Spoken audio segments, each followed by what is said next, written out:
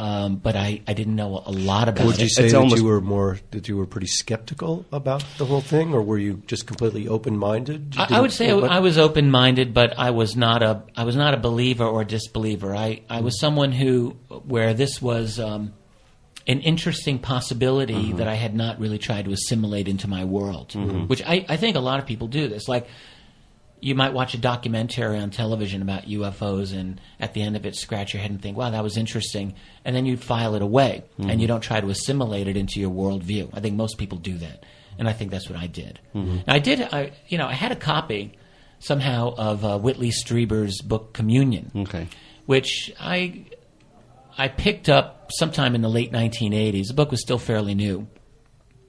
But even that book didn't really have a major impact on me. I remembered reading it, and I thought, well, that's interesting, but I had no framework in which to make a judgment about it, and so I just sort of let it go. It wasn't, of course, wasn't something that resonated with me. Yeah, you probably like most people were influenced by the depiction of UFOs in popular culture. They're generally derided, or it's science fiction. So, right. Would it be right to say that it was only when you started to come across official documents that you kind of were forced in a way to sit up and take notice? That's exactly right, yeah. Otherwise you could, like the rest of the population, just dismiss it as sci-fi, kooks, wackos. Excellent point. Well, I had... there was a sense that... I had this sense that there was something meaty behind this, that there was a weighty issue behind it, but I didn't know anything about it. In other words... I had heard of rumors and claims that there was a military component to it.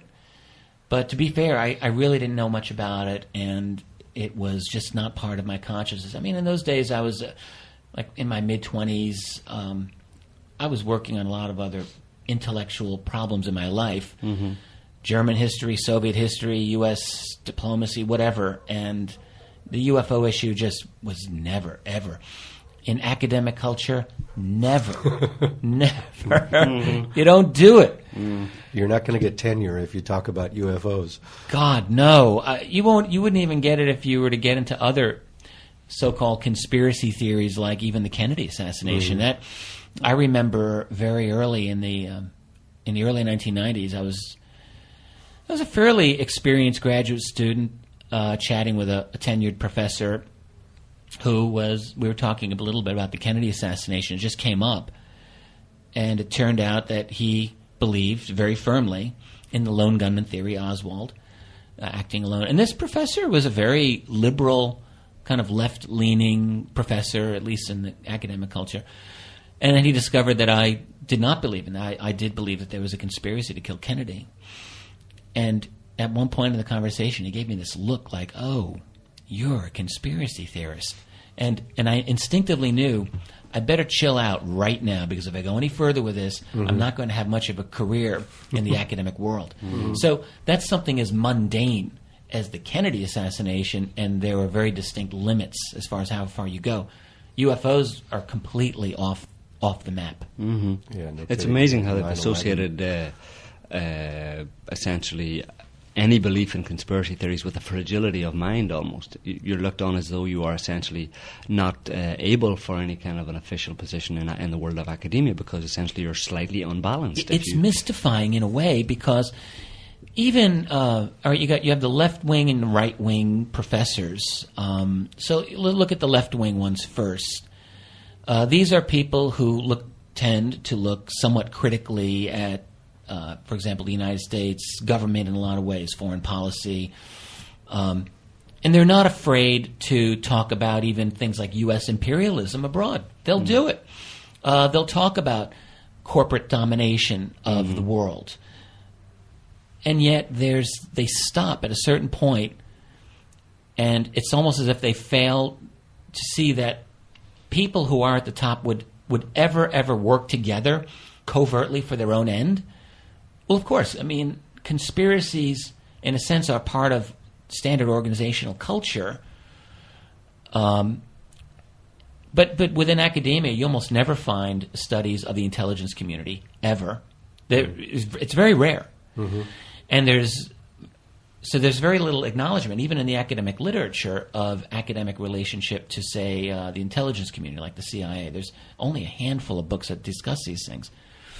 So what I like about these types on the left, where as far as they can go, is that Bush and the Bush administration just capitalized on it.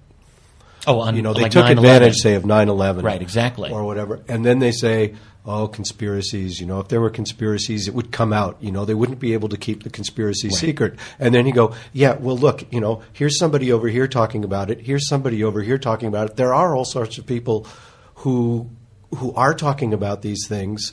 And, right. And it's there in front of your nose. And also, I mean, there's some very good studies on the centralization and consolidation of mainstream media. Mm-hmm. All right, this is got a great academic literature. It's very well understood that, look, it's a lot easier to control mainstream media if you only have 5 or 10 major organizations to deal with, as opposed to, say, 200 50 years ago. Mm-hmm. All right, so, and yet there doesn't seem to be a corresponding recognition that it's easier now to manipulate mainstream news. Mm-hmm. That in other words, mainstream news could possibly be complicit in cover-ups. There's academicians and of course media are not willing to go there. Yeah. So it's frustrating for people like us. We can see it, and whether it's with 9/11 or with the UFO cover-up, both of these are issues that are well beyond the pale. It's one reason when I started, to get back to writing this book of mine. The process of writing this book was, in a sense, my divorce from the academic community, because I started researching it. I was still very much involved in my graduate studies, and it was about after 1 year. I was doing both at the same time. I was still trying to do a PhD dissertation in U.S. Cold War strategy circa 1950. At the same time, I was doing all this UFO stuff, and I kept thinking of this schizophrenic reality, the UFO reality and the official reality, and I had become convinced that there was a UFO reality, and it was increasingly disturbing to me and dissonant for me to try to look at the one and then the other. And it was at the end of that first year. There's no jobs for historians anyway. I really didn't want to drag my family around begging for some adjunct instructing position somewhere. So I said I'm out. It was a tough decision personally. It was the hardest decision I had ever had to make in my life up to that point. But I'm very glad I did it, and it really liberated me then to dive into this field. Writing this book really was the dissertation that I wanted to do. And it took me into a realm of what I now call myself is an independent scholar, and much more liberated, I think, than I could have been in the world of the university. To put it mildly. Yeah. Yeah. In the book, you talk about the fact that because you've got the U.S. military scrambling jets to chase after these objects that are going over highly sensitive areas, that indicates that the government itself is taking this very, very seriously. Right. Yeah. That also suggests that some of the people that say that the government is in cahoots with whatever is up there might also have to be looked at in a different light, because you wouldn't be scrambling all of these jets up if you knew what they were and these were your close space brother buddies. That's a good point. It makes it a very problematic explanation to say that we're in cahoots with them. I go back and forth because there are inside leaks and rumors. You hear these frequently enough that indicate there is supposedly some level of collaboration. I think it's possible that there is, actually. Mm-hmm. On the other hand, it's undeniable. What we know for sure is that there's a history of confrontation as well.